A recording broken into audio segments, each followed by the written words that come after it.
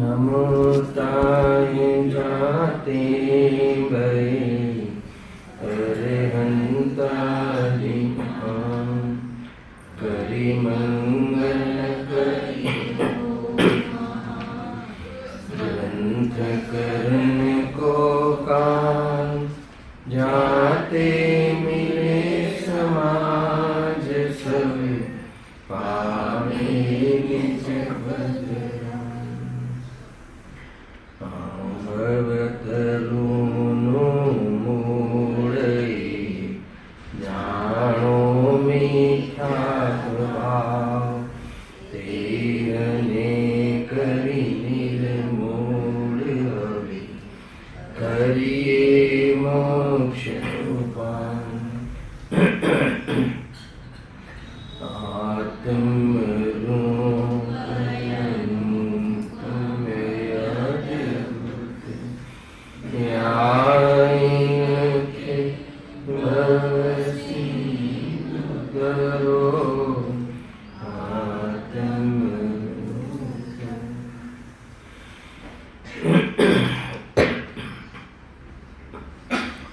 श्री मोक्षमार्ग प्रकाशक ग्रंथ से 7मा अधिकार पर આપણે સ્વાધ્યાય પ્રારંભ કર્યો છે.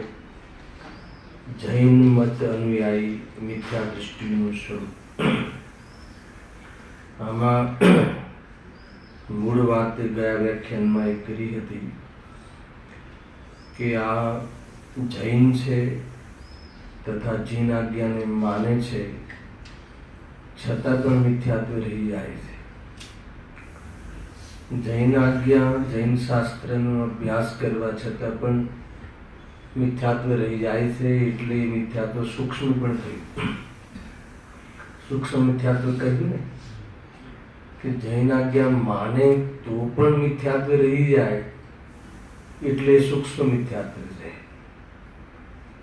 તો જૈન આજ્ઞા માનવા છતાં મિથ્યાત્વ રહી જાય છે તો કેમ રહી જાય છે એનું કારણ તથા એ મિથ્યાત્વ જે રહી જાય છે એનું સ્વરૂપ શું છે એની ચર્ચા અધિકારમાં કરવામાં આવી છે.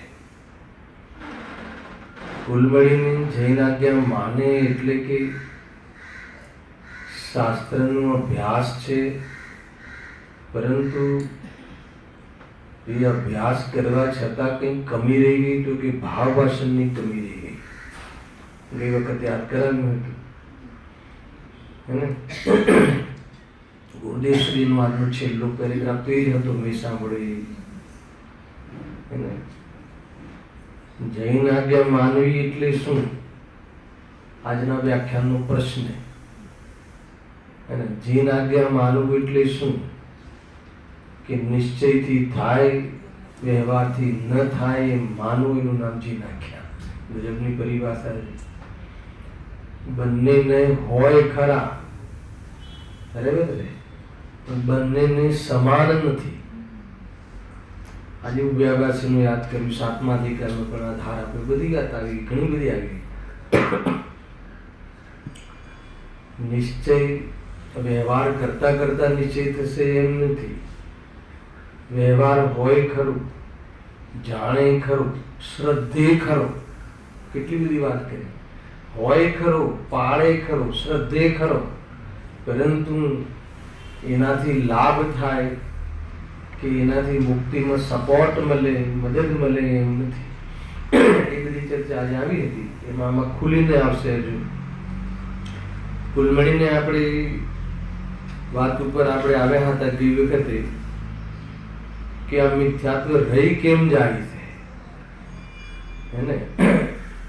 અર્થાત અમે ઘણી વખત અહીંયા મેં આપ્યું છે આનું આધાર ઉદાહરણ કે કોઈ વ્યક્તિને રોગ થાય છે તો એને ડોક્ટર સાચા મળે છે, સાંભળ્યું? અને સાચા યોગ્ય ડોક્ટર મળે છે, નિદાન પણ સાચું થાય છે, અને ઔષધિનું સેવન પણ કરે છે, છતાં રોગ કેમ મટતો નથી? યાદ આવ્યું? ઘણી વખત તમને 7મા અધિકારનો પરિચય કરાવતા સાતમા અધિકારનો વિષય શું છે, તો આ ઉદાહરણ દ્વારા ઘણી વખત અહીંયા યાદ કર્યું. શું કયું પ્રકારને કે કોઈ વ્યક્તિને રોગ થયો તો એને ડૉક્ટર પણ સાચા મળે છે, એટલે દેવશાસ્ત્રી ગુરુ પણ સાચા મળ્યા. રોગ કયો છે? મિથ્યાત્વનો. અને નિદાન પણ સાચું થયું કે ભાઈ તને મિથ્યાત્વનો રોગ છે, અને ઔષધિનું પણ સેવન કરે છે. બરાબર છે? તો પછી રોગ મટ્યો કેમ નહીં? વિદ્યા બી કરે છે, પણ રોગ મટ્યો કેમ નહીં? તો કહે છે કે એ રોગ ન મટવાનું, એ ફિલ્ડમાં રોગ ન મટવાનું કારણ કે ઔષધિ જે લેવાનું જે પદ્ધતિ હતી, શું ઔષધિ લેવાની જે પદ્ધતિ હતી એ જૂઠી હતી. જમ્યા પહેલા લેવું કે જમ્યા પછી લેવું એ ભૂલી ગયો. ત્યાં એમ અહીંયા શાસ્ત્ર સ્વાધ્યાય કર્યો, વિજ્ઞાન રૂપ વિચાર બી કર્યો, પરંતુ એમાંથી જે અર્થ કાઢવાનો હતો, એમાં જે મર્મ હતો, એમાં જે પદ્ધતિ હતી, એ પદ્ધતિનું ભૂલ કરી દીધી. અહીંયા લખ્યું પણ છે નીચેના પેરેગ્રાફમાં કે મિથ્યાત્વ કેમ રહી ગયું, તો અહીંયા એનો જવાબ આપી દીધો છે તરત જ. કેમ મિથ્યાત્વ રહી ગયું? શાસ્ત્રનો અભ્યાસ કરવા છતાં, સાચા શાસ્ત્ર, વિતરાગીના શાસ્ત્ર, વિતરાગી ભગવાનના શાસ્ત્રોનો અભ્યાસ કરવા છતાં પણ કેમ ભૂલ રહી ગઈ? તો એનો જવાબ આપ્યો છે કે એટલે રહી ગઈ કે જીનાગમમાં નિશ્ચય વ્યવહાર રૂપનું વર્ણન, નિશ્ચય વ્યવહારનું વર્ણન છે. પૂરું જીનાગમ બધા જ શાસ્ત્રો નયોથી સુશોભિત છે. દરેક કથન નયથી, નય દ્વારા એને અહીંયા લખવામાં આવ્યું છે. બરાબર? તો કહે, એ તો ગઈ વખતે બતાવ્યું હતું ને કે નિશ્ચય વ્યવહાર રૂપ પરિવર્તન, નિશ્ચય વ્યવહાર રૂપ પરિવર્તન તો જીવનમાં પણ થતું હોય છે, પણ ત્યાં વ્યવહારના કથન દ્વારા નિશ્ચયને પ્રાપ્ત કરી લે છે. ક્યાં? લોકમાં કથન કહ્યું હોય વ્યવહારનું, પણ સમજી લે છે પરમાર્થ.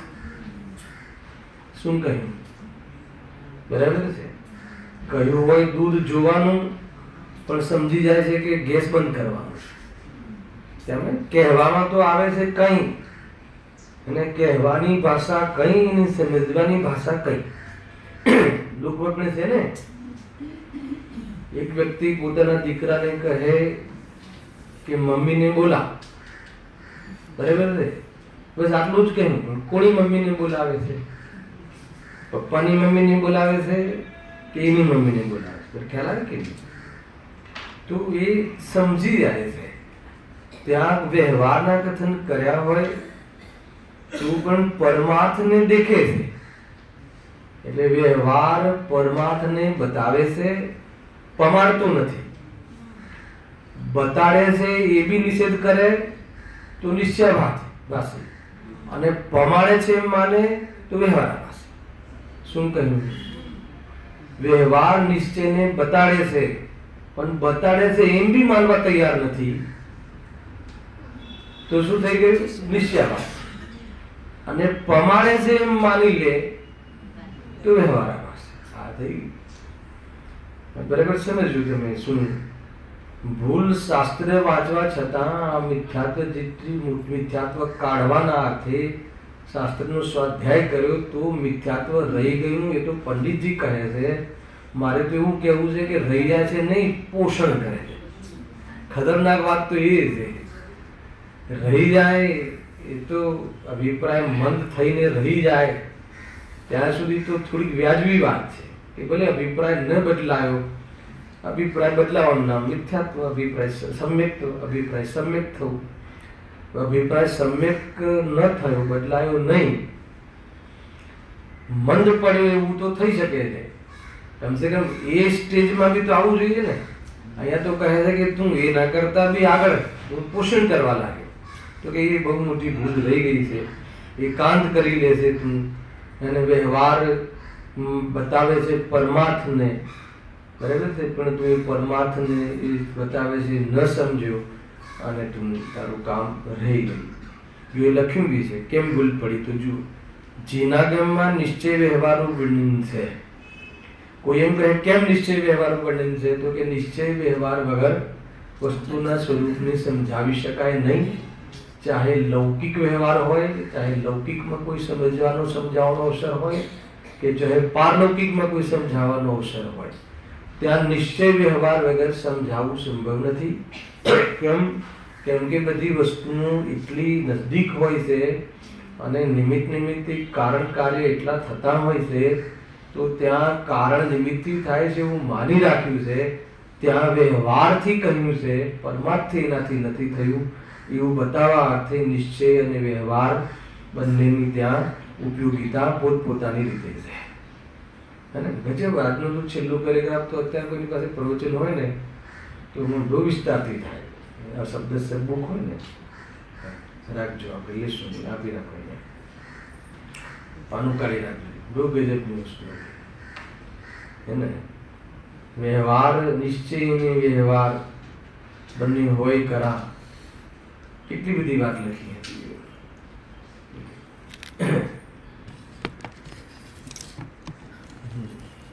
છેલ્લો પેરેગ્રાફ બતાવો.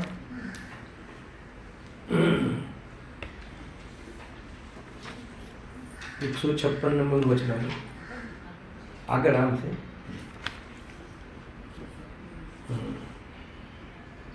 આ તો શરૂઆત છે.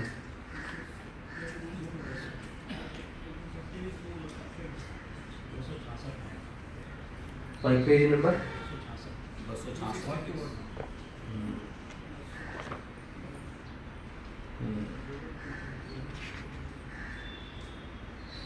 સારું છે ને.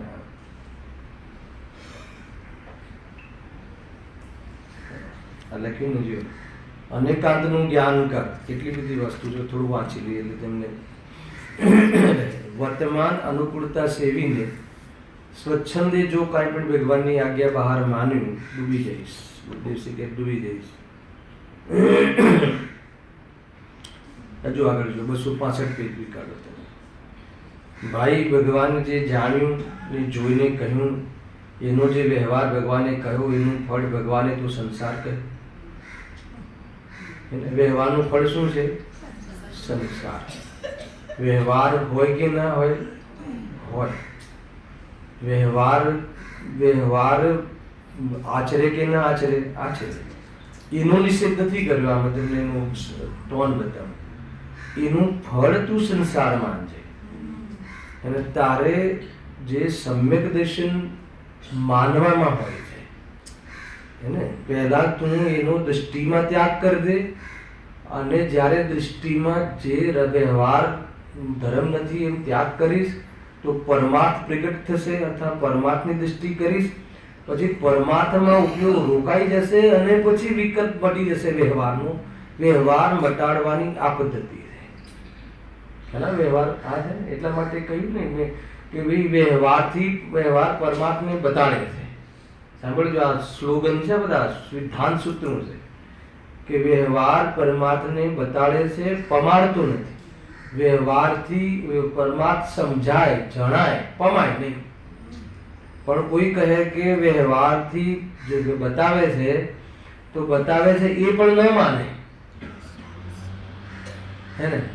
વ્યવહાર તો છે જ નહીં એમ માને તો એ નિશ્ચયવાસમાં જતો રહેશે. અને વ્યવહાર પમાડે છે એમ માનશે તો વ્યવહાર પાસે જતો રહેશે. અહીંયાથી નીકળી ગયું એટલે મને યાદ આવે. જો અને તું એના ફળમાં વ્યવહારમાંથી લાભ થાય એમ માનીશ તો મરી જઈશ. વ્યવહાર પહેલા છોડી દઈશ તો એ મરી જઈશ. અને વ્યવહાર આવતા પહેલા લાભ છે એ માનવાનું છોડી દેજે. હલાવે કે નહીં? વ્યવહારથી લાભ માનીશ તોય મરી જઈશ. અને 16 વલાનું સોનું પ્રાપ્ત નહીં થાય એના પહેલા વ્યવહાર છોડી દઈશ તોય મરી જઈશ. લાભ માનવાનું છોડવાનું તો પહેલા નંબરમાં છે.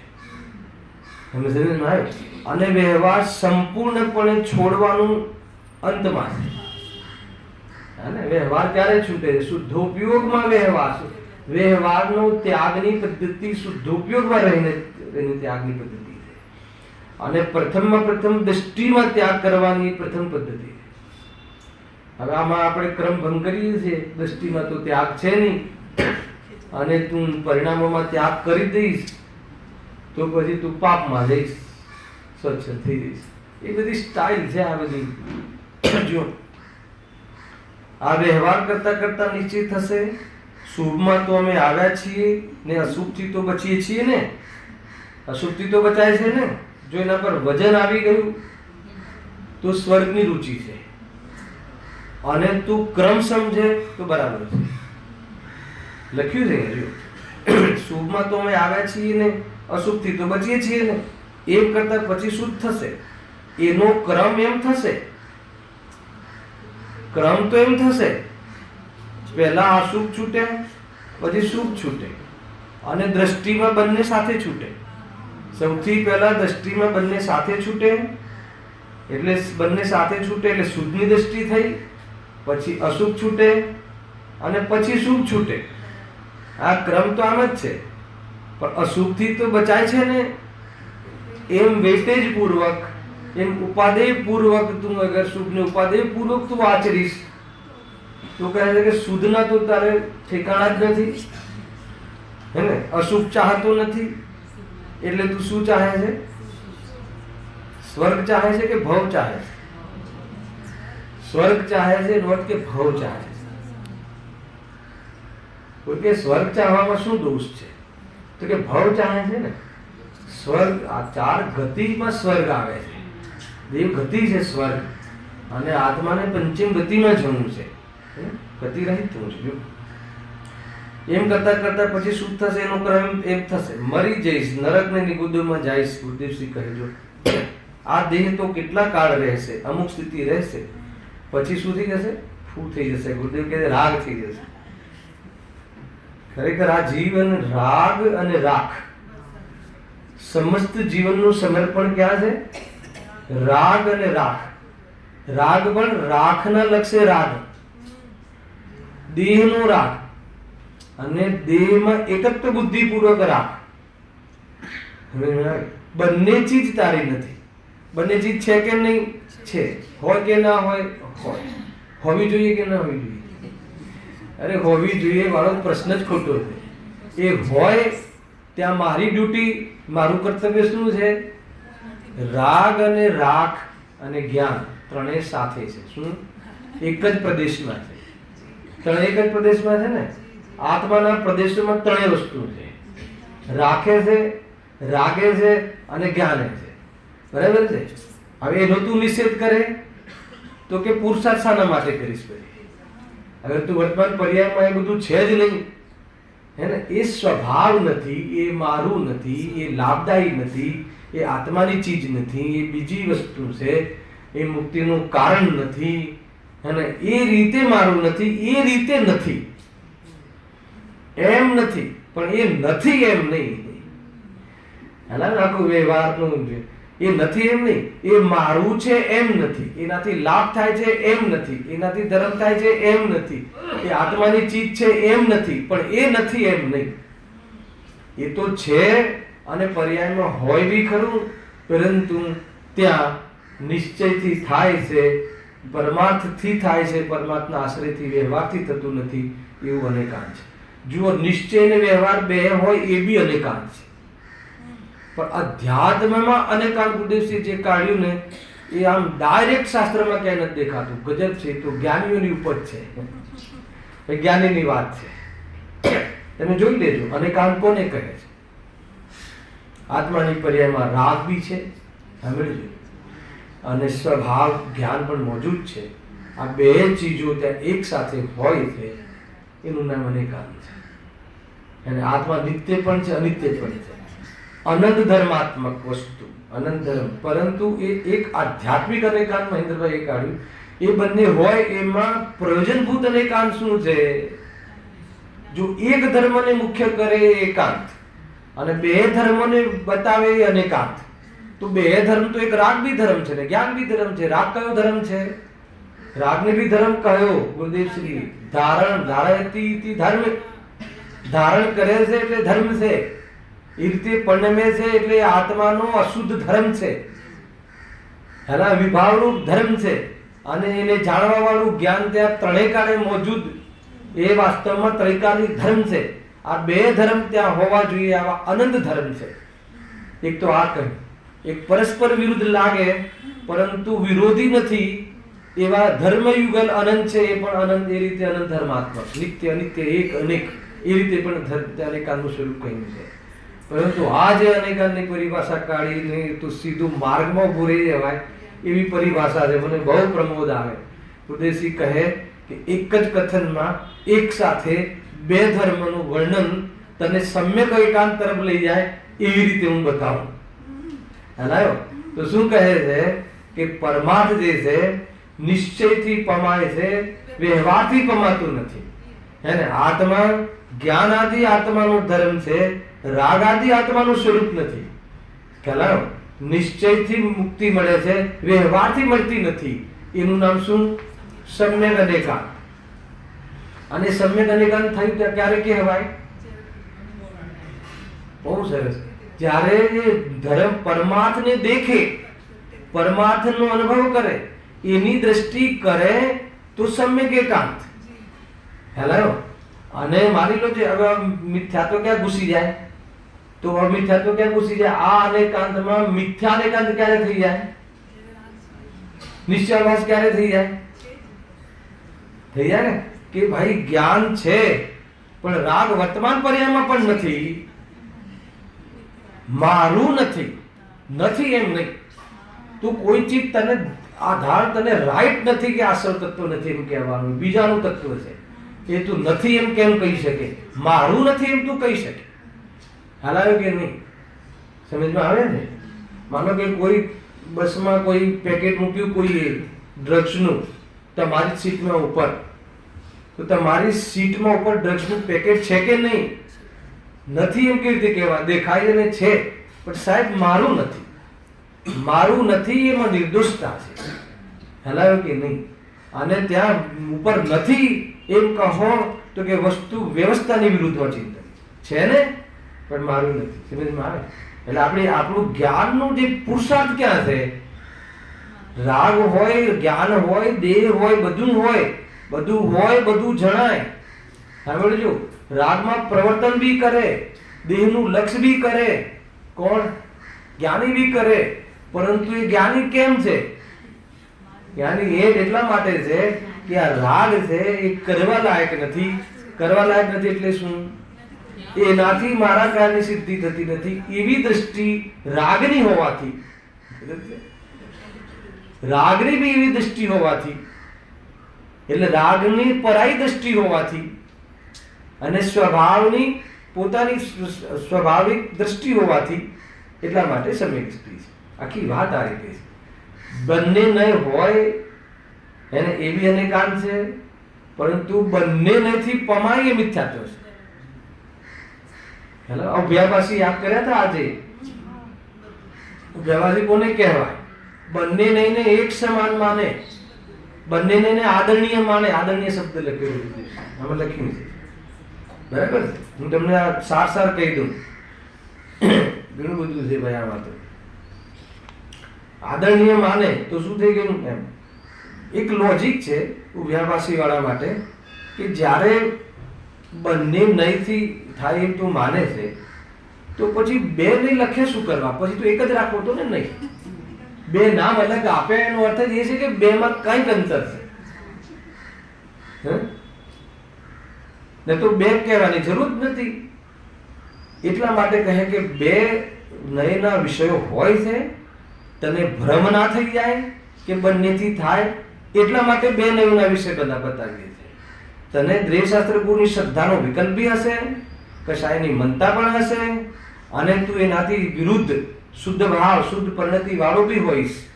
હેલો, પરંતુ બંને એક સમાન નથી, બે જુદા લાગે છે, એટલે સમ્યક દ્રષ્ટિ છે. અને જ્યારે મોક્ષ માર્ગમાં બે વસ્તુ સાથે હોય છે તો તને ક્યારેક કોઈ એક પક્ષ હોય, કોઈ એક વ્યવહારના વિષય તને વર્તા હોય તો તું ભૂલથી એને પરમાર્થ ન માની લે, એટલે બંને વિષય બતાવવાનું પ્રયોજન છે.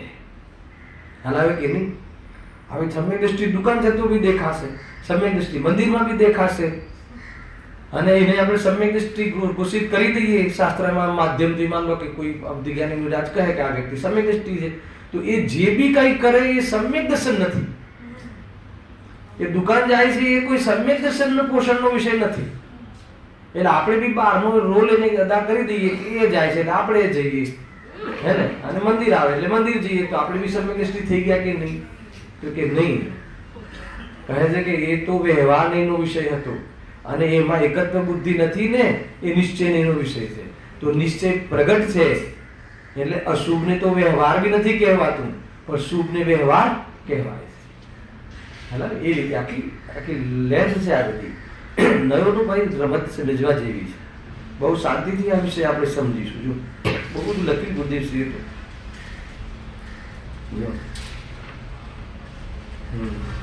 વર્તમાન અનુકૂળતા સેવીને સ્વચ્છંદ જો કોઈ પણ ભગવાનની આજ્ઞા બહાર માન્યું. હવે પેલું કહ્યું ને, અહીંયા શું લખ્યું? પેલું કે જે જીન આજ્ઞાને માને છે અને મિથ્યાત્વ રહે છે, તો જીન આજ્ઞા માનવી શું એ અહીંયા લખ્યું ગુરુદેવશ્રી. ગજબ ને. આજે મને બહુ આનંદ આવ્યો કે જીન આજ્ઞા માનવી એટલે શાસ્ત્ર વાંચવું એટલું જ માત્ર જીન આજ્ઞા નથી. હેલો, શાસ્ત્ર વાંચીને નિશ્ચયથી થાય છે, વ્યવહારથી થતું નથી, એમ માનવું એનું નામ જીન આજ્ઞા. આવી આજ્ઞા માની તો કે સાહેબ આ આજ્ઞા નથી માની. આવું લખ્યું છે એ જાણ્યું, આવું લખ્યું છે સાચું લખ્યું છે એવું એ માન્યું, પણ એવું ના માન્યું. ના ખ્યાલ આવે? કદાચ આપણી દશા અહીંયા ક્યાંય હોય, બરાબર. આવું લખ્યું સાચું લખ્યું છે, આ લખ્યું છે સાચું છે માન્યું, પણ આવું માન્યું નથી પ્રભુ. તે આવું માન્યું નથી તો જીન આજ્ઞા માની ક્યાંથી કે? એક પિતા પુત્રને કંઈ સમજાવે, સદવિચાર આપે તો કે મેં જાણ્યું અને તમે કહો છે એ જ સાચી વાત છે, જગ લગાવે પાછું. એવું બી માન્યું, પણ એવું હજુ મેં માન્યું નથી, તો એને બાપાની આજ્ઞા માની કહેવાય કે ના કહેવાય? પણ એવું એને માન્યું નથી એ એને જ ખબર હોય. તકલીફ એ છે. હેલો, શું કોણ ભૂલનો સ્વીકાર કરે પણ ભૂલ ન મટાડે? ભૂલનો સ્વીકાર કરે એ પાત્રતા છે અને ભૂલ મટાડે એ આરાધક છે. હેલો, પેલા તો ભૂલનો જ સ્વીકાર ના કરે, ના અમે તો બરાબર છીએ, અમે જે નહીંથી કહીએ છીએ નહીં, બસ બાકી એક નહીં તો આદત નહીં કરવાનું. વ્યવહાર નહીં વાત કરે તો મિથ્યા દ્રષ્ટિ થઈ જશે. હલાવે કે નહીં? પર્યાયની વાત કરવાથી પર્યાય દ્રષ્ટિ થઈ જાય, અને પરમાર્થની વાત કરવાથી અથવા તો શુદ્ધ નહીંની વાત કરવાથી સમ્યક દ્રષ્ટિ થઈ જાય. શુદ્ધ નહીંની જે બહુ નિરૂપણ કરતો હોય સમ્યક દ્રષ્ટિ હોય એવું માનવું છે, અને પર્યાયની ઓરથી જે ચરણાયુગના ગ્રંથો લખ્યા એ બધા મુનિરાજ મિથ્યા દ્રષ્ટિ જેમ માનવું છે. અરે એવા અનેક મુનિરાજો છે કે જેમને આધ્યાત્મિક ગ્રંથ લખ્યા જ નથી, ખાલી ચરણાન યુગ લખ્યા છે અને ખાલી કર્ણાન યુગ લખ્યા છે, તો એ બધા મિથ્યા દ્રષ્ટિ મુનિરાજ છે. ખ્યાલ આવે કેવો દોષ થશે? આખું જીવન મુનિરાજનું આખું જીવનમાં એક પણ પરમાગમ ન લખ્યું અને ભાવલિંગી સંત છે, નમો લો શબ્દ સાવણ. બોલો ક્યાંથી વિચારો છો? હું જે ચાલતી ધારામાં જે ભૂલો થઈ રહી છે ને, આ મિથ્યાત્વને, આ ગ્રહિત મિથ્યાત્વને, આ જે સૂક્ષ્મ મિથ્યાત્વને લઈને એ વાત ઉપર પ્રકાશ નાખીશ. તમને કદાચ બની શકે કે તમને કોઈ જગ્યાએ ઠેસ પહોંચે તો ઠેસ પહોંચવા દેજો. શું કહ્યું? હજુ સુધી આને ખોટું નથી લાગ્યું ને? ઘણી વાર કહે મને ઘરે કે તમે આવું બોલો છો તો કોઈને ખોટું લાગી જશે, તો બીજું ખોટું લાગી જશે ને એ દિવસે એ પુરુષાર્થ કરી લેશે. ખોટું નથી લાગતું ને.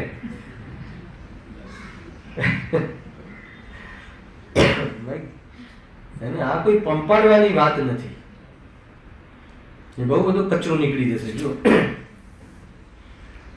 હા, અનેકાંતનું જ્ઞાન કર. અનેકાંતનું જ્ઞાન કર એટલે આત્માના આશ્રય ધર્મ થાય, વ્યવહાર કરતા ન થાય, એનું નામ અનેકાંત. આત્માના આશ્રય ધર્મ થાય, વ્યવહાર ના હોય, એનું નામ અનેકાંત.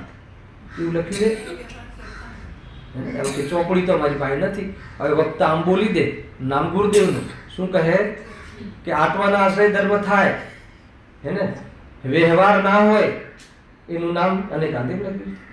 એટલે કે વ્યવહાર કરતા ન થાય, વ્યવહાર ના હોય એમ નથી કહ્યું. અરે આત્માના અનુભવમાં તું રહીશ, પછી અનુભવની બહાર આવીશ તો તું ક્યાં હોઈશ? ક્યાં હોઈશ? અરે જ્યાં હોઈશ એ શું છે? અગર જો તું એને વ્યવહાર નહીં માનતો હોય તો પરમાર્થ માનીશ, એ નોટ કે તને અનુભવ જ નથી. સ્વરૂપમાં જીવ હોય, ખ્યાલ આવ્યો? સ્વરૂપમાં હોય, શુદ્ધ ઉપયોગમાં હોય, અને શુદ્ધ ઉપયોગથી છૂટે પછી એ ઉપયોગ ક્યાં આવે? એને દેવશાસ્ત્ર ગુરુના શરણમાં આવે. ભૂમિકા એવી હોય તો નીચલી ભૂમિકા હોય તો ભોગાદીમાં બી આવે. બરાબર છે? તો જે દેવશાસ્ત્ર ગુરુના શરણમાં આવે ક્યાં આવે? તો એ નિયમથી એ વ્યવહારમાં, હે ને? એનો અર્થ શું ખબર છે? એ જ્યાં હોય એ વ્યવહાર છે, પરમાર્થ નથી. એનો અર્થ કે એનું જીવન વાસ્તવિક જીવન નથી, એ બાહ્ય જીવન છે, અંતરંગ જીવન નથી. એનો અર્થ એનું નામ અનેક અર્થ. પણ એ ના હોય તો એ ત્યાં ના હોય તો પછી ક્યાં હોય? એ જો ત્યાં ના હોય, સ્વરૂપમાં ના હોય, અને દેવશાસ્ત્રી ગુરુના શરણમાં ના હોય તો પછી ક્યાં હોય? રોટી કપડા મકાનના શરણમાં હોય તો પછી એને શું સમજવું? પરમાર્થ સમજવો કે વ્યવહાર સમજવો? વ્યવહાર સમજીને પછી ખાલી પરમાર્થનો વિષય બનાવ્યા કરે. શું? એટલે વ્યવહાર કે જે પણ છે, સમજો પ્રણામ યોગ, ચરણામ યોગ સમજી, એટલું બેઝિક બેકગ્રાઉન્ડ સમજી અને પછી ખાલી નિશ્ચયનો વિષય બનાવ્યા કરે. નિશ્ચય ક્યાં બનાવો? નિશ્ચય ક્યાં બનાવો? દ્રષ્ટિમાં, સ્વાધ્યાયમાં. તો દ્રષ્ટિમાં તો વ્યવહારમાં આવીને બી દ્રષ્ટિમાં તો વિષય નિશ્ચયનો જ બનાવવાનો. ભૂલ તો એ થઈ ગઈ. એટલે પોષણ પછી ખાલી નિશ્ચયનો આપણે સમજો છઠ્ઠી જ ગાથાનો ખાલી સ્વાધ્યાય કરે. હા, બાકી બધું એક વખત સમય સારી થઈ ગયું, પણ હવે પછી નિરંતર છઠ્ઠી ગાથાનો સ્વાધ્યાય કરવો એ નિશ્ચય છે કે વ્યવહાર છે? વ્યવહાર તો પછી એ નિશ્ચય ક્યાંથી થયો? ઉદ્દેશ એમ જ છે કે હવે મારે બીજું નથી સમજવું, ખાલી મારે આ દ્રવ્ય જ સમજવું. પણ દ્રવ્ય સમજવું હોય તો એમાં માનવ અપ્રમત નથી ને પ્રમત નથી, એમાં શું સમજશો? હા, પણ ચલો છઠ્ઠી ગાથા ચલાવીએ આપણે. માન લો કે ભાઈ આત્મા જ્ઞાન, હું તો એ જ્ઞાન જ છું, આત્મામાં પ્રમત ભાવે નથી ને અપ્રમત ભાવ નથી. તો પ્રમત ભાવે નથી ને અપ્રમત ભાવ નથી એ શું છે? એ પૂરો વ્યવહાર. એક સિક્કાની બે બાજુ હોય. પોષણ નિશ્ચયનું થાય. જ્યારે વક્તા વ્યવહારથી સમજાવે ત્યારે તમારે વ્યવહારથી સમજવાનું, પણ પોષણ પરમાર્થનું કરવાનું. હેલો, એનું નામ શુદ્ધ નહીંની ઉદ્ધવતા. શુદ્ધ નહીંને જ વિચાર કરવો, શુદ્ધ નહીંની જ વાત કરવી, શુદ્ધ નહીંનો જ અભ્યાસ કરવો, એનું નામ શુદ્ધ નહીંની ઉદ્ધવતા એમ નથી. કેમ? કેમ કે એકલો શુદ્ધ નહીં કોને હોય છે? હેલો ને, વ્યવહારને કોને ના હોય? એક અજ્ઞાનીને ના હોય અને એક કેવલીને ના હોય. બાકી બધી જગ્યાએ વ્યવહારને હોય. પણ એ વ્યવહાર તરીકે વ્યવહારભૂતાર્થ છે, દૃષ્ટિની વાત છે ભાઈ. અને આપણે એને બહારના પ્રયોગમાં, આચરણમાં, ક્રિયામાં એનો નિષેધ કરીએ. અરે ઘણા કથનમાં નિષેધ કરે છે. જનરલી તો કથનમાં નિષેધ કરે છે. એકવાર બન્યું એવું મહેન્દ્રભાઈ, આ તો બહુ બધી પાના ખુલી જશે.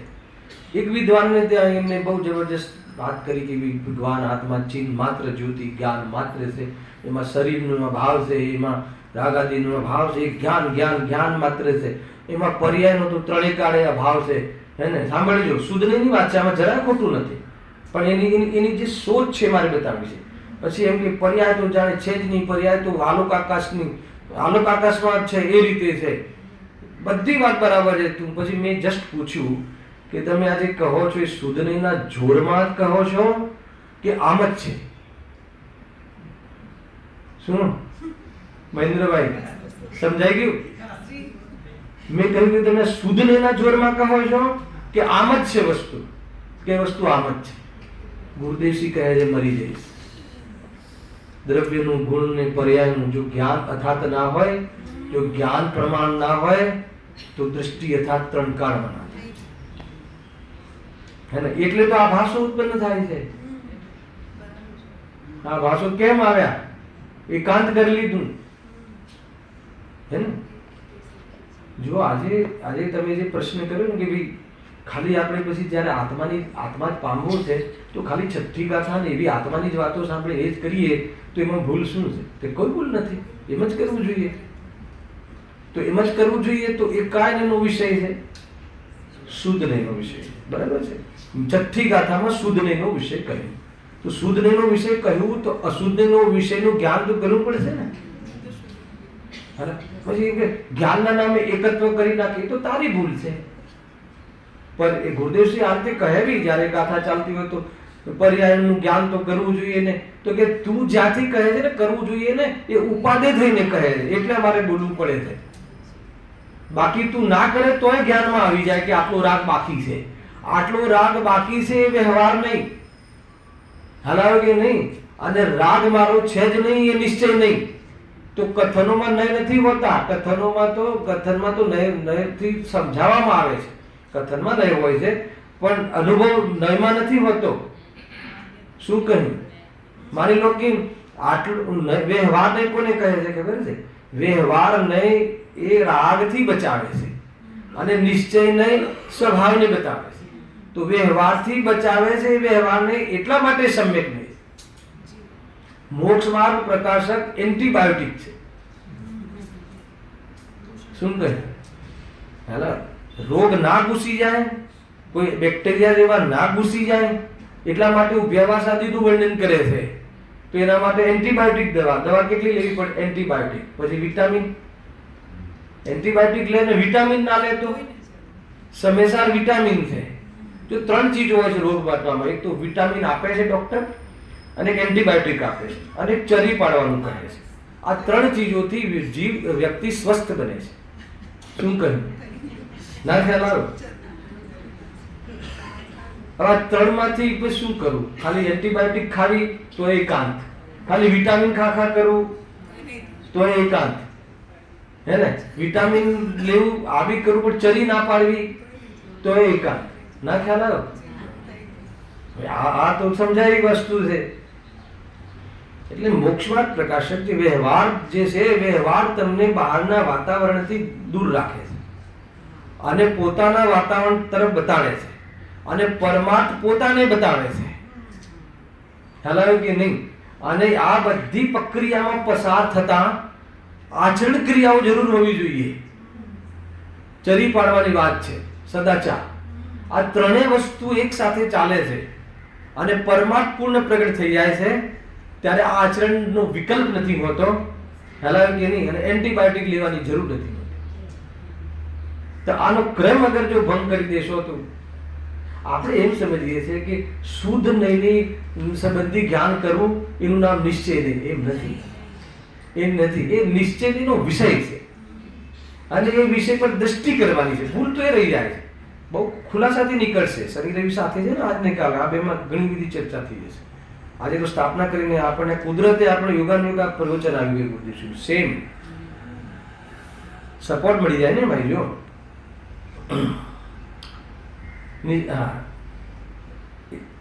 ફરીથી ક્યાં હતો? આત્માના આશ્રય ધર્મ થાય, વ્યવહાર કરતા ન થાય એનું નામ અનેકાંત. અને નિશ્ચયથી પણ થાય અને વ્યવહારથી થાય એ આજ્ઞા બહારનો એકાંત મિથ્યાત્વ. જો નિશ્ચય હોય અને વ્યવહાર હોય એ તો અનેકાંત છે, પણ બંને એક સમાન કાર્ય કરે છે એ માનવું એનું નામ મિથ્યાત્વ. એટલે લોકોએ શું કર્યું કે વ્યવહારને માનો જ નહીં, પછી તો નિશ્ચયવાસ આવી જશે. સમજમાં આવે છે? આખું ગડબડ થઈ જાય છે. તો મારો પ્રશ્ન એ છે કે કોઈ વક્તા અહીંયાથી નિશ્ચયની વાતો જબરજસ્ત કરે તો અમારે નિશ્ચયવાસી માની લો કે ના માની લો કે ના માની લો.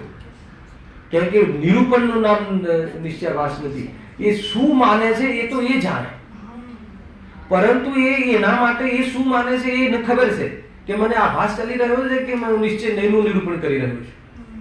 અને નિશ્ચયની દ્રષ્ટિ ના હોય તો પછી એ તો કોઈને કોઈ આભાસમાં તો હશે જ. સમ્યક સન્મુખ હોય તો વાત જુદી છે. એક ચોથી કેટેગરી એમના સાઈડમાં રાખીએ છીએ આપણે.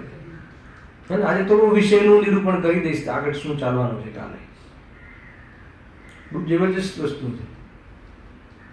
આપણે નિશ્ચયવાસીને ઓળખવું કઈ રીતે? અરે નિશ્ચયવાસીને ઓળખવું છે એ ગાયકને ઓળખવું છે. તારો તકલીફ આ છે કેવી રીતે ઓળખશો? આ તો અભિપ્રાયની ભૂલ છે, છતાં બી પ્રયાસ કર્યો છે.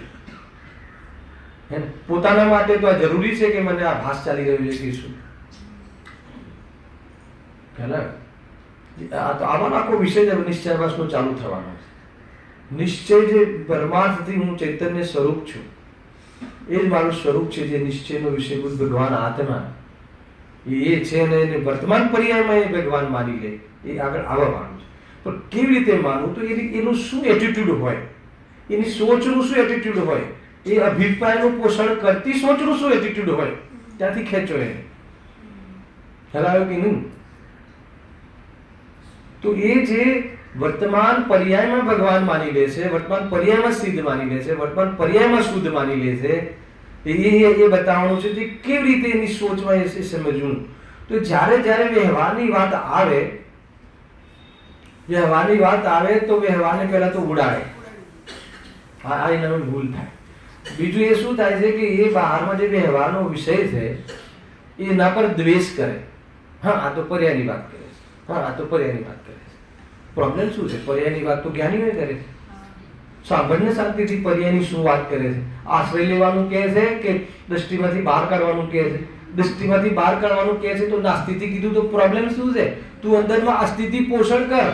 તું અસ્થિતિ કહીને તું શુદ્ધ એની ઉદ્ધવતા માને છે. સૌથી મોટી ભૂલ ચાલી રહી સમાજમાં. મતલબ જેટલા ગુરુદેવશ્રી જ્યારે વ્યવહારની મુખ્યતાથી વાત કરતા હોય ત્યારે ગુરુદેવશ્રી ને વ્યવહારનો પક્ષ છે એવું બોલવાની તાકાત આ સભામાં કોઈની છે? છે? અને ગુરુદેવશ્રીના હું હજારો પાના કાઢી આપું કે જ્યાં વ્યવહારની પણ વાત ખૂબ કરી. તો એ વખતે તમે પદ્માનંદી પદવી સંતિકા ચાલતી હતી, આ ખાવું ને આ ના ખાવું, ત્યારે કોઈને એક વાર શંકા ગઈ કે આ ગુરુદેવશ્રી આ શું માંડ્યું છે? જડની ક્રિયાઓને આટલી બધી કેમ ચર્ચા કરે છે? અને આપણે તો ખાલી 36 ગાથા વાંચવી જોઈએ, ગુરુદેવશ્રીએ તો એમને ખાલી સમયસાર વાંચવો જોઈએ. હા, 19 વાર વાંચ્યો તો બીજા શાસ્ત્ર નથી વાંચ્યા?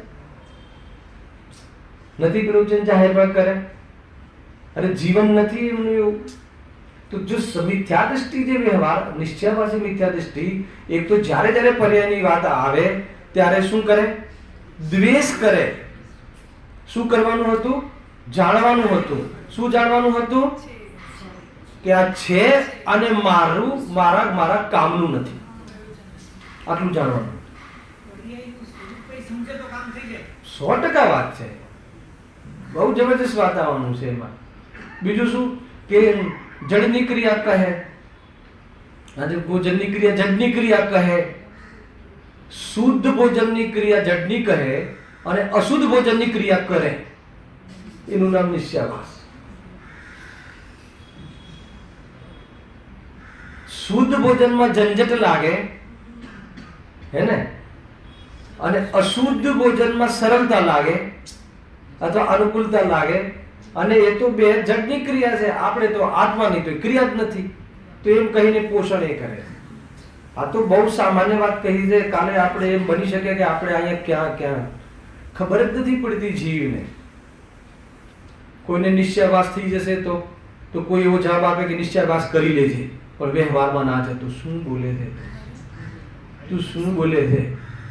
આવા જાવ ભલે છે.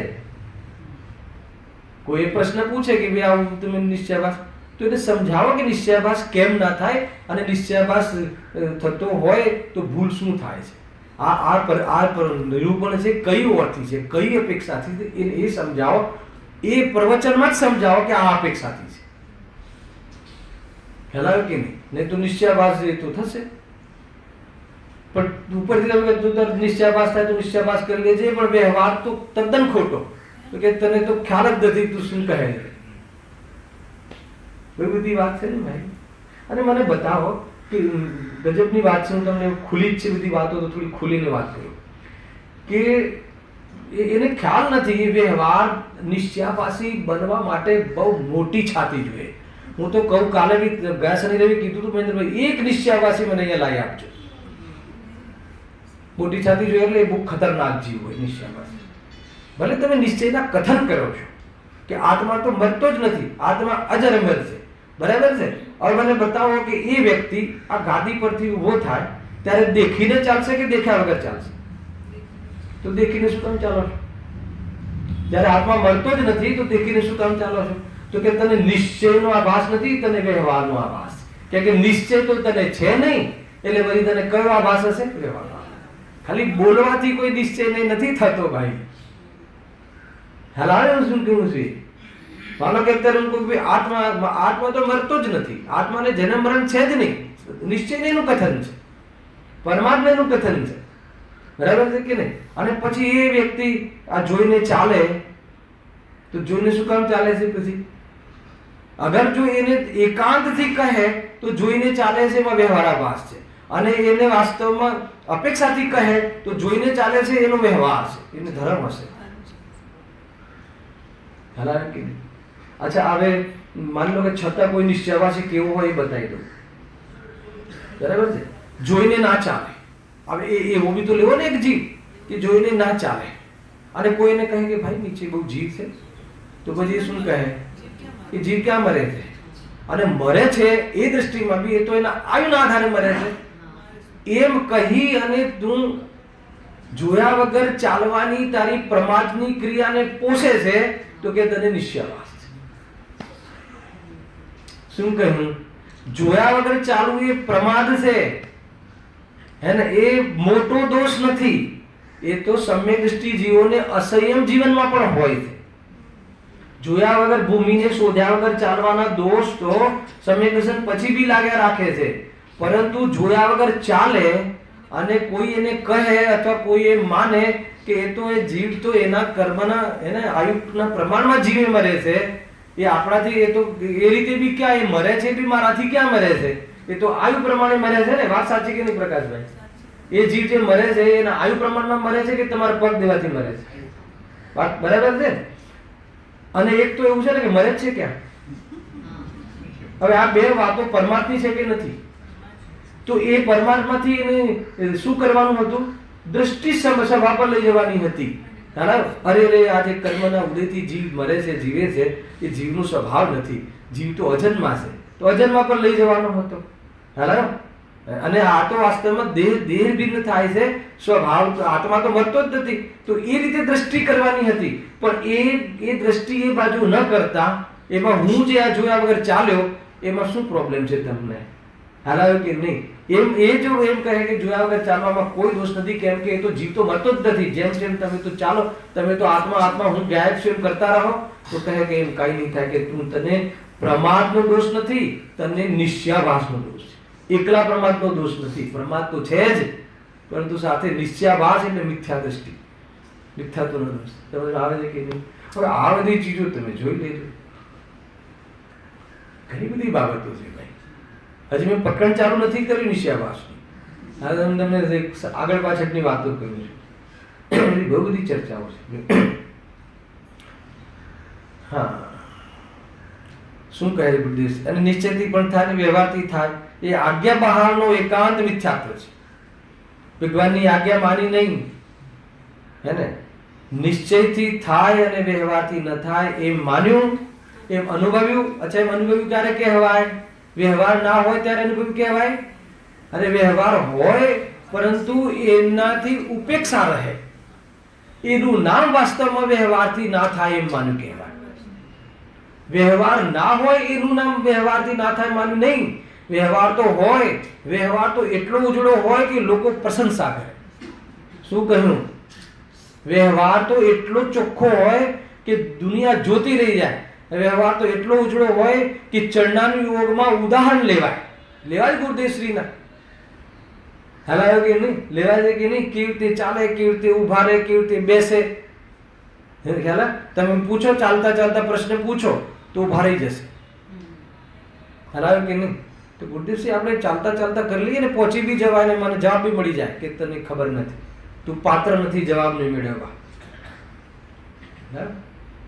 ક્યાં છે બોલે? વ્યવહાર છે કે નહીં ત્યાં?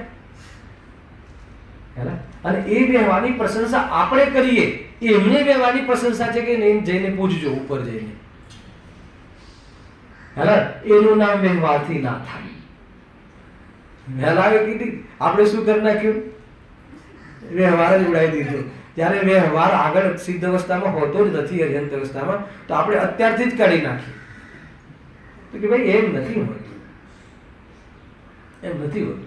વ્યવહારને દ્રષ્ટિમાં કાઢવાનો છે, અને સ્વભાવની દ્રષ્ટિ થતા વ્યવહારની દ્રષ્ટિ છૂટી એમ કહેવાય. અને સ્વભાવના સન્મુખ રહે અને વ્યવહારમાં ન દેખાય એ રીતે વ્યવહારનો ભાવ કરવાનો. હવે આવે કે નહીં, આપણે કેવી રીતે કરીએ છીએ જોયું?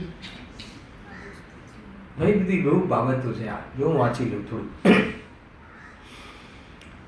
હા, મોક્ષમાર્ગ પ્રકાશકમાં કહ્યું છે ને ભાઈ, વ્યવહારના કથનો આવે, સાંભળજો, આવે એને તું જાણજે. પછી શું કહ્યું? સદજે. સદજે એટલે કે હા દાદા, વ્યવહાર તરીકે પૂરો છે, વ્યવહારમાં 100% છે. ખ્યાલ આવ્યો કે નહીં? 1-2% છે, 100% છે. પણ એ શું લખ્યું? છોડવા લાયક છે, એ માનજે. કરજે અને પછી માનજે, ના કરતા કર્યું જ ના હોય તો. ઘણા આવા પ્રશ્નો આવે છે, ઉટપટાંગ પ્રશ્નો બહુ કરવા વાળા હોય છે, હે ને? એને તો બેનશ્રી તો એકવાર કહે કે તારે પ્રશ્નો જ પૂછવા છે, તારે સમજવું નથી. અમને ખબર છે. હાલા, અરે છોડજે એટલે કે ભાઈ એનું હમણાં કહ્યું ને ઉપેક્ષા. તે રાત્રિ ભોજન છોડ્યું તો એને લઈને તું તારી પહેચાન નહીં કરતો. એ ઔદિક ભાવ છે, હે ને? એ પારણામિક ભાવ નથી, ન ઔપશમિક ભાવ છે, ન ક્ષાયિક ભાવ છે, ન જ્ઞાનરૂપ સંક્ષમિક ભાવ છે, ન વિતરાગ ભાવ છે. એ રાગ ભાવ છે. તો રાગની મહિમા નહીં. રાગ આવે તો આ રીતનો જ હોય, પરંતુ મારે એ રીતનો પણ રાગ જોઈતો નથી. એ તારી પાત્રતા છે અને તું તારા સ્વરૂપમાં અનુભવ નથી કરતો, એ તારી આરાધના છે. અને એવો વ્યવહાર હોય એ તું માર્ગમાં ચાલી રહ્યો છે. હાલાકી કે માર્ગમાં સહચારી હોય છે. એ ભાવ કેટલી બધી બાબતો એક સાથે હોય છે. ટૂંકમાં આ ભેદ કેમ કર્યા? આ બધું એક સાથે હોય છે. કદાચ તને કોઈ કેટલીક ત્યાં લખ્યું ભાઈ, કયા અધિકારમાં? આશ્રમ અધિકારમાં છેલ્લે લખ્યું ને કે શુદ્ધ નહીંનો તું ત્યાગ ક્યારે નહીં કરતો. આવી એક ગાથા લખી. કેમ કે તને જ્યાં દ્રષ્ટિ થઈ છે અને એની સાથે તારી કશાય વિશુદ્ધિ એટલી જોરદાર હશે. સમ્યક દર્શનની સાથે વિશુદ્ધિ બહુ જોરદાર હોય છે, અને એ વિશુદ્ધિની લોકો એટલી પ્રશંસા કરશે તો તું શુદ્ધ નહીંને છોડી ના દેતો. એટલે કોઈ દાડો કોઈ વિશુદ્ધિ ઉપર તારો ભાવ ના આવી જાય, ધ્યાન રાખજે. એટલા માટે અમે નિશ્ચય વ્યવહારની 2 કથા કરીએ છીએ. અને વ્યવહાર એને આદરેલો પ્રયોજનવાન નથી, જાણેલો પ્રયોજનવાન છે. એનો અર્થ આ છે. ઘણી બધી બાબત છે. હા, જો આ લખ્યું કે એ વ્યવહાર છે, છોડવા લાયક છે. એને આદરવા લાયક માનવા જઈશ તો મરી જઈશ, ઉભ્યાભાસી થઈ ગઈશ. આવી ને 56-57 થી શરૂ થાય છે ને મોક્ષમાર્ગ પ્રકાશક. વ્યવહારની આજ્ઞા, આ વ્રત ભગવાનની આજ્ઞા છે ને, આ વ્રત આદિ ભગવાનની આજ્ઞા છે. અચ્છા, ચરણાયુગની આજ્ઞા નથી. હવે એ બી વ્યવહારનું કથન છે. ખરેખર આજ્ઞા શું છે, હે ને? કે આજે તું વ્રત આદિ કરે છે ને, જે કસાયની જે તું મર્યાદા કરીને, તો કસાય રહિત થવાનો પ્રોગ્રામ પેલા રાખજે. અને એ પરમાર્થ છે, અને પરમાર્થની સાથે સાથે આ હોય છે, એટલે એને નામ આપી દઈએ છીએ અમે. હા, એ રીતે છે. બહુ સરસ છે, બેલેન્સ છે મહેન્દ્રભાઈ. આમાં કોઈ જગ્યાએ કાંઈ નથી. પણ આ જીવને ખબર નહીં. અરે પણ વ્યવહારની વાત બતાવવામાં કોઈ દોષ થોડી છે. તો ચરણાનુયોગના ગ્રંથોમાં તમારે વિભાગ કરવા પડશે કે આ મિથ્યાત્વના ગ્રંથો, આ સમ્યક્ત્વના ગ્રંથો. જીનવાણીની વિરુદ્ધ જીવન થઈ જશે. હવે આચરણ ગ્રંથોને તમે શું નામ આપશો? યાદ આવ્યું ને? આચરણ ગ્રંથો વાંચવામાં પ્રમોદ લાગતું નથી. હું તો કહું છું કે સ્વભાવની દૃષ્ટિ વાળાને તો બંને નયોથી નિવૃત્તિ હોય છે. છે ને, આલંગિત નહીં એવું 13મી ગાથા. શુદ્ધ નહીં અને વ્યવહાર નહીં, બંને નયોથી આલંગિત નહીં એવા ચૈતન્ય સ્વભાવના આશ્રય જાય છે. અમને તો શુદ્ધ નહીંના વિકલ્પો પણ નથી પોસાતા. એવા જીવને ચરણાનુયોગની ગાથા માટે કહે તો બરાબર છે, પરંતુ તું જીનવાણીમાં ભેદ કરે તો કહે છે કે ક્યાંક તારે તને પક્ષ છે. ભાઈ આ તો પકડવી છે ને ભૂલ. આપણે તો મારે બીજી કોઈ અપેક્ષાથી કોમેન્ટ્સ નથી. ભાઈ ધ્યાન રાખો, કેમ કે તમે બધા મારી સાથે બહુ ચર્ચાઓ કરો છો, એટલે ક્યાં ને ક્યાંક ચર્ચાઓથી વિષય તો ખુલવાનો જ છે. મને ખ્યાલ આવે ને કે અહીંયાથી ક્યાંક રુઝાન છે આનું, હે ને, અને અહીંયા ક્યાંક એની કઠોરતા છે. તો આપણે એ હિસાબે થોડુંક એનું અહીંયા આધાર જીનવાણીનો આધાર આપીને કહીએ છીએ. પણ એ આજ્ઞા વ્યવહારની છે કે નિશ્ચયની? આજ્ઞા છે પણ એ વ્યવહારની છે કે નિશ્ચયની? અથવા એ આજ્ઞા વ્યવહાર માટે છે કે નિશ્ચય માટે? વ્રત વ્રત માટે છે કે નિશ્ચય માટે? અચ્છા, નિશ્ચય માટે છે એટલે વ્રતથી નિશ્ચય થાય છે એમ છે? પાછું એ ઘૂસી જાય, એક લાકડું કાઢતા બીજું લાકડું ઘૂસી જાય. અરે એ કહે છે કે મારી તાકાત નથી કે એક સાથે સ્વરૂપમાં વસી જાઉં. હલાવે ને એટલા માટે બહુ જે તીવ્ર કશાયોને આ રીતે મર્યાદામાં લાવવાની બાહ્ય પ્રવૃત્તિ ચાલે છે એને વ્રત કહે છે. અને અંતરંગ પ્રવૃત્તિ નથી. આ અંતરંગ પ્રવૃત્તિ તો શું છે કે એ વ્રતના વિકલ્પથી પણ વિકલ્પ બી બોજો લાગે ત્યારે સ્વરૂપના આધાર ઉપર, સ્વરૂપના રસ ઉપર વ્રતાદિનો વિકલ્પ બોજો લાગે તો એ જ્ઞેય છે. અને સ્વરૂપની ખબર ના હોય અને બોજો લાગે તો દ્વેષ છે. હેલાવે કે ના આવ્યો તો દ્વેષ છે. તને આ વાસ્તવમાં ખ્યાલ જ નથી આખા માર્ગનો. એ અહીંયા કહે છે. જો ગજબ છે. આજ્ઞા વ્યવહારની છે કે નિશ્ચયની? અને વ્યવહારની છે તો જો વ્યવહારની છે તો એ તો જાણવા કહ્યું, નિમિત્તાદિનું જ્ઞાન કરવા કહ્યું. હેલા અચ્છા, આ નિમિત્તાદિનું જ્ઞાન કરવા કહ્યું એમ કહીને રાખ્યું કે ઉડાયું? કે તમે આવા પ્રશ્ન નહીં પૂછો. બહુ સરસ, બહુ સરસ. વાસ્તવમાં એ રીતે જ છે. રાગ આદિને સ્વભાવમાં ઉડાડજે અને વ્યવહાર તો પર્યાયની ઓરથી કરજે. માનો કે બધા જ ભગવાન આત્મા છે. આ ગાદીથી ઉભો થઈને કહે કે કોઈ વિતરાગતા ને કોઈ રાગી ને એમ તો ભેદ જ નથી. શુદ્ધનું કથન છે. હેલા કે નહીં? પરંતુ જો તું જયારે ગાદીથી ઉભો થાય છે તો વિતરાગી અને રાગી સાથે એક પ્રકારનો વ્યવહાર કરે છે કે ભિન્ન ભિન્ન વ્યવહાર કરે છે? નહીં, બધા ભગવાન આત્મા છે ને.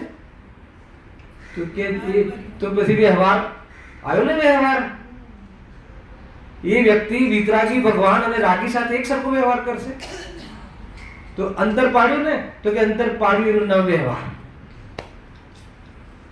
ખ્યાલ આવે છે કે નહીં? અંતર પાડ્યું એનું નામ વ્યવહાર એટલે કે વ્યવહારથી તો અંતર છે પણ ખરેખર સ્વભાવથી અંતર નથી. એ દ્રષ્ટિ, એ વેદન કરવાનું અને જાણવાનું અથવા બહારમાં પર્યાયને જોઈને વ્યવહાર આચરે કરે. બહાર આવે તો વ્યવહારનો વિવેક છે હે ને. અને વ્યવહારનો વિવેક અગર વધી જાય, શુદ્ધાત્મા ભૂલાઈ જાય તો કહે છે કે એ વ્યવહારાભાસી થઈ જશે. હલાયો અને સ્વભાવ તરફ જતો રહે અને વ્યવહાર છૂટી જાય તો કથન છે હું તો મારા કામ માટે આવ્યો છું તો મારું કામ કરું છું. એને વ્યવહાર ઉપયોગમાં હોતો નથી. બહુ મેથડ છે ભાઈ. આ બરાબર સમજજો. વાંચી લઉં છું, સમય તો થઈ ગયો છે. અનેકાંતનું જ્ઞાન કરતો તારી સાધના યથાર્થ થશે. આવ્યું ને? આ બોલો આવ્યું ને કે અગર જો તારું જ્ઞાન પ્રમાણ નહીં હોય, અનેકાંતનું જ્ઞાન નહીં હોય તો કે તારી દ્રષ્ટિ યથાર્થ ત્રણ કાળવાના હોય છે. ત્રણ કાળવાના ઠેકાણા જ ના હોય. નિશ્ચયાભાસ તો હું તો કહું છું, તમે જેને નિશ્ચયાભાસ તરીકે જુઓ છો ને એ નિશ્ચયાભાસ છે જ નહીં. વ્યવહારાભાસ જ હોય કાં તો વ્યવહાસ હોય. નિશ્ચયાભાસ ને તો કોઈ મતલબ જ નથી. સ્વાધ્યાયમાં જોવા જ શું કામ મળે? સ્વાધ્યાય તો વ્યવહાર છે. અગર જો રિયલમાં નિશ્ચયાભાસ હોય તો સ્વાધ્યાયની ક્રિયા શું કરે? મારે તો કશું કરવાનું જ નથી. સ્વાધ્યાય કોણ કરે? રાગ કરે. સ્વાધ્યાય જેવી કોઈ ક્રિયા છે જ નહીં. જેટલા બી તમે નિશ્ચયાભાસના સર્ટિફિકેટ આજ સુધી આપ્યા હોય તો એના જીવનનો વ્યવહાર જોજો. અરે નિશ્ચયાભાસ ભાઈ એટલું એ બહુ મુશ્કેલથી કોઈ જોવા મળે એકાદ જીવ શિવમાં આવે છે. એવી બધી બાબતો છે. મારું મારાથી થાય, મારું પરથી ન થાય, મારું નિશ્ચય મારા દ્રવ્યને આશ્રય થાય, વ્યવહારને આશ્રય ન થાય એ અનેકાંત. વ્યવહાર ના હોય એનું નામ અનેકાંત નહીં. વ્યવહારના આશ્રય ન થાય એવું અનુભવવું એનું નામ અનેકાંત. હલાવે કે નહીં? એનું નામ સમ્યક એકાંત. કેમ કે મારું મારાથી થાય એનું નામ સમ્યક એકાંત. અને જ્યારે એ એકાંતનો અનુભવ કરે છે અને ઉપયોગ એ એકાંતમાં લાગતો નથી ત્યારે વ્યવહારના આશ્રય જોવા મળે છે. આ એનું લાઈફસ્ટાઈલ. હલાવે કે નહીં? એ રીતે બધું છે. ભગવાનની આજ્ઞા એ છે શું છે? આ અનેકાંત એમ ઠરાવે છે કે નિશ્ચયથી પણ થાય ને વ્યવહારથી પણ થાય. આ કોણ? એટલે અજ્ઞાની. એ અનેકાંત છે. એ અહીં એક શું અજ્ઞાનીની અનેકાંત છે. આપણે તો બંનેથી થાય. અહીં કહે છે કે નિશ્ચયથી થાય ને વ્યવહારથી ન થાય એ અનેકાંત છે. આ ભગવાનની આજ્ઞા છે. ભગવાન એ કહ્યું છે કે ભાઈ તું વ્યવહારમાં જોવા મળે તો તું ભ્રમ નહીં કરી લેતો, એનાથી નહીં થાય એમ માનજે. તો શાનાથી થશે પ્રભુ? તો કહે છે કે એનાથી રહિત, અર્થાત તો વિકલ્પ નથી, વિકલ્પથી રહિત વસ્તુ જે છે એ વાસ્તવમાં પરમાર્થ છે. એ પરમાર્થને તું જોજે, એ રીતે વાત કરી છે. કાલે હવે ડાયરેક્ટ આપણે ગ્રંથનો પ્રારંભ કરીશું. સહેજાનંદ